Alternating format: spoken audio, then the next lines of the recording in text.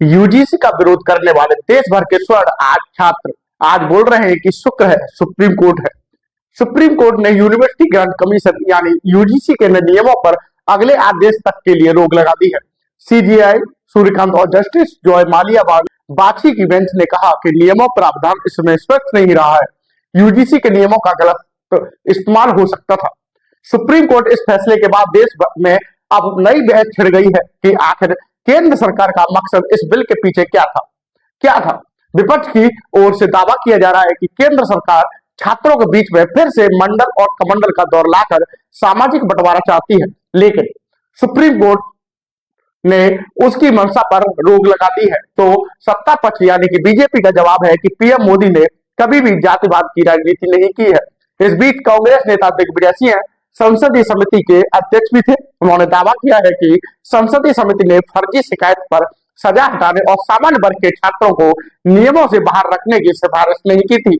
यह दोनों ही फैसले बीजेपी ने अपनी मनमर्जी से कर लिए। तो क्या यूजीसी पर सरकार का कोई रेगुलेशन नहीं है? नए नियमों पर क्या क्या बड़ी बातें निकल कर आई वो आपको बता देते हैं। सुप्रीम कोर्ट ने अपने निर्देश में जो चिंता जाहिर की है उस पर ध्यान देना जरूरी है। कोर्ट ने कहा है कि आजादी के 75 साल बाद क्या हम जाति और वर्गहीन समाज बनने के अपने लक्ष्य पीछे हटाकर अब उल्टी दिशा में आगे की ओर बढ़ चले हैं। कोर्ट की यह चिंता उन सियासतदानों से सवार है। सुप्रीम कोर्ट का यह फैसला जनरल के छात्र के लिए संजीवनी है। जो यूनिवर्सिटी या कॉलेज जाएगा तो उसके भीतर यह डर नहीं रहेगा कि कहीं उसे जाति या भेदभाव के झूठे आरोप में फंसा ना दिया जाए।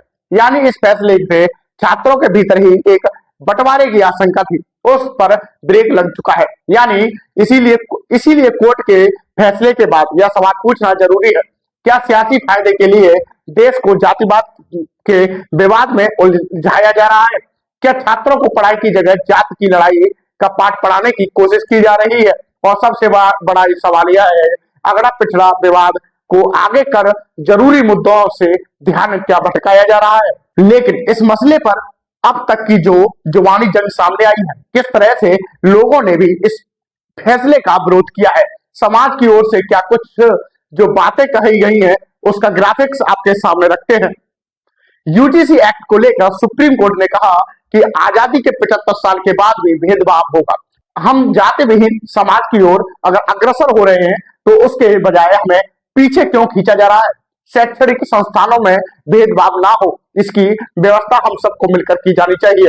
यूजीसी नियमों पर सुप्रीम कोर्ट ने आगे कहा कि नए नियमों का गलत इस्तेमाल संभव है, जिसको लेकर तमाम तरह के तर्क सरकार की ओर से दिए जा रहे थे, यह बताते हुए कि किसी के साथ भी भेदभाव नहीं होने दिया जाएगा। लेकिन आपने जो नियम बना दिए उस नियम में ही भेदभाव था, जिस पर आज सुप्रीम कोर्ट ने अपनी ये महत्वपूर्ण टिप्पणी की है। एक्सपर्ट को इस पर विचार करना चाहिए।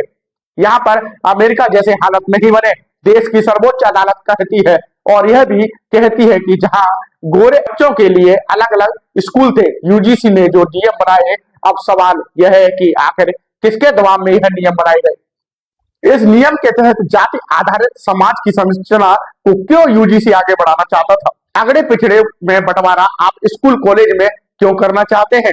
अब आप किसी भी यूनिवर्सिटी, किसी भी देश के 100 बड़े बड़े टॉप यूनिवर्सिटी उठाकर देख लें, एक में भी हिंदुस्तान शामिल नहीं होता है, बजाय इसके कि देश में यूनिवर्सिटी टॉप लेवल की हो, विदेशों से हम तुलना कर पाए, हम यहाँ दिखा पाए दुनिया को कि शिक्षा का स्तर क्या है हिंदुस्तान के भीतर। उसकी बजाय हम क्या कर रहे हैं? जाति आधारित समाज की संरचना और इसको लेकर अपने पीठ को थपथपा रहे हैं। अगर इसको लेकर इतना विरोध नहीं होता, मामला सुप्रीम कोर्ट में नहीं जाता, तो जरा सोचिए सरकार की ओर से, यूजीसी की ओर से क्या किया जाता। इसको लेकर देश के अलग अलग हिस्सों में स्वर्ण समाज के लोगों ने जबरदस्त तरीके से विरोध किया, जिसके बाद मामला कोर्ट पहुंचा। और अब आपको बताते चले, सुप्रीम कोर्ट की ओर से यह बात पूर्व टिप्पणी सामने आई है, क्योंकि सरकारें आएंगी जाएंगी, लेकिन यह देश रहना चाहिए, और देश तब रहेगा जब हम अपनी युवा पीढ़ी को सही दिशा दिखा पाएंगे। युवा पीढ़ी के बेहतर भविष्य के लिए उनको अच्छी शिक्षा दिए जाने की जरूरत है, उनके भीतर जाति का जहर बोने की जरूरत नहीं है। और यूजीसी ने यह जो व्यवस्था की है, आज देश की सर्वोच्च अदालत की ओर से जो टिप्पणी आई है, यकीनन बीजेपी खुद के भीतर झांक कर देखे और इस बात को पाए कि उसने कितना लोगों को आपस में बांटने का काम किया है।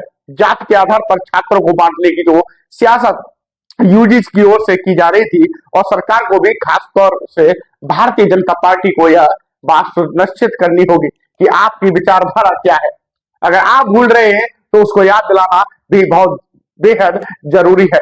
हिंदुत्व के नाम पर सरकार में आने वाली भारतीय जनता पार्टी अगर जात के आधार पर राजनीति करना चाहेगी तो आप में और बाकियों में फर्क क्या रह जाएगा, सोचिएगा जरूर।